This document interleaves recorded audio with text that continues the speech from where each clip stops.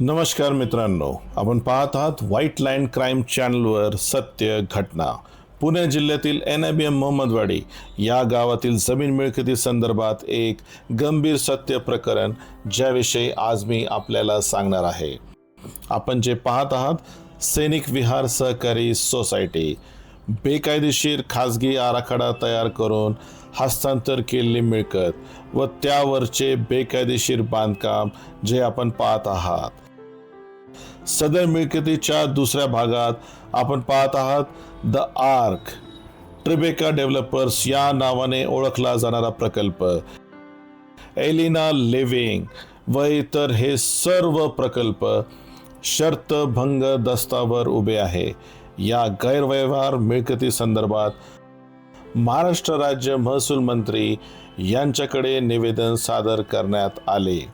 महसूल मंत्री यांनी जिल्हाधिकारी पुणे यांना तपासून अहवाल सादर करावा असे सूचित केले, परंतु या बेकायदेशीर बांधकामांना पुणे जिल्हाधिकारी विभाग व पुणे महानगरपालिका बांधकाम विभाग यांनी प्रत्यक्षात तपास व कारवाईत मोठ्या प्रमाणावर दुर्लक्ष, विलंब व प्रशासकीय निष्क्रियता केले व आपल्या कामात अनियमितता दाखवले. परंतु या शासकीय संस्थेच्या दुर्लक्षामुळे महाराष्ट्र राज्य विधानसभा उपाध्यक्ष माननीय अण्णासाहेब बनसोडे यांच्याकडे वस्तुस्थिती पुराव्यासह पुन्हा निवेदन सादर करण्यात आले. योग्य ठिकाणी निवेदन दिल्यावर सर्व कामांना कसा वेग आला जाणून घेऊया दुर्लक्षित तपासाची सत्य घटना.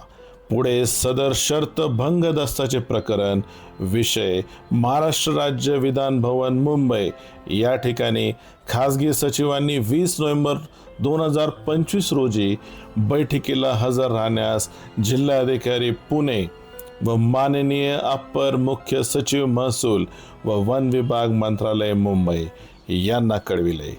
या बैठकीत पुणे जिल्हाधिकारी तर्फे उपविभागीय अधिकारी हवेली पुणे डॉक्टर यशवंत माने व इतर शासकीय अधिकारी हजर होते. शर्तभंग दस्ताविषयी सविस्तर टिप्पणी अनुसार मोहम्मदवाडी गावातील 1995 मध्ये सैनिक विहार सहकारी सोसायटी मार्फत विना परवानगी खरेदी झाल्याचे स्पष्ट झाले. विना परवानगी खरेदी नोंद रद्द झाली असली तरी तपास आवश्यक असल्याचे उप विभागीय अधिकारी डॉक्टर यशवंत माने यांनी बैठकीत स्पष्ट केले व तसे अहवाल पुणे जिल्हाधिकारी कार्यालय महसूल शाखा व कुळ कायदा शाखा या ठिकाणी दिनांक 21/11/2025 रोजी लेखी अहवालाद्वारे सादर करण्यात आले.